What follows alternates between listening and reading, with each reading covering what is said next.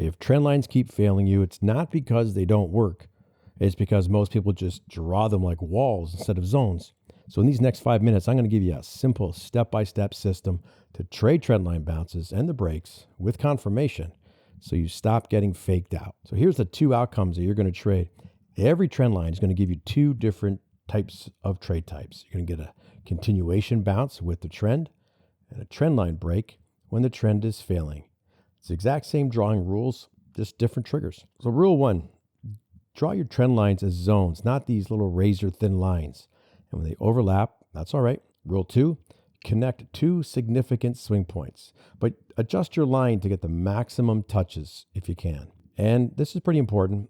A valid trend line should capture the low that immediately precedes a new high for the trend. And rule three, super steep lines. These break pretty fast. They create false signals. So look for sustainable slopes with multiple touches. Now, here's how we can stop guessing the end of a pullback. So in an uptrend, the price pulls back.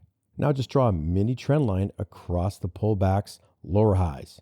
Well, that's just a temporary counter trend. So your entry is pretty simple. You buy, in the case of an uptrend, when price breaks above the mini trend line. And that's your proof that the pullback has probably ended. Now here's a quick little filter for you. Do not take these bounces unless the RSI agrees. So if we are in an uptrend, we want to see the RSI above 50 or crossing back above 50. Downtrend, RSI below 50 or crossing back below 50. So here you want to spot a trend line that is about to break. So most of the breaks that happen, they don't just come out of nowhere. You got to watch these three signs. And when you see all three, the break is not going to be any surprise to you. Number one is the structure weakness. So in an uptrend, you just start getting lower highs. In a downtrend, you're going to start getting higher lows. We may see a double rejection. So price will test the same trend line, that same area, twice. And it fails. And we'll see momentum flips. The RSI is going to cross the 50 line against the trend. So again, uptrend breaks equals the RSI goes below 50. If the downtrend fails, we have the RSI going above 50. Now the breakout trade. The rules are here, and don't trade a trendline break on price alone. Wait for RSI confirmation.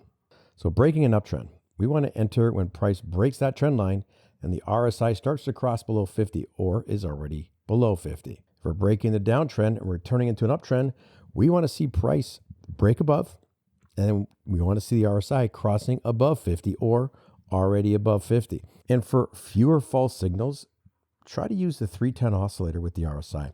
So look for alignment. So try to see if you can see that 310, the fast line, hooking in the direction of the break.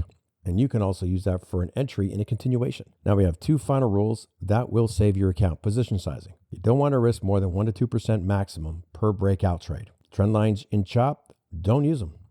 If price is going sideways and the RSI is whipping back around 50, skip the trades, right? Use horizontal support resistance instead.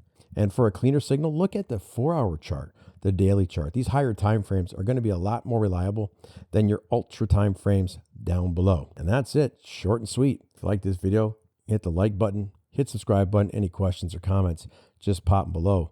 We'll talk to you soon.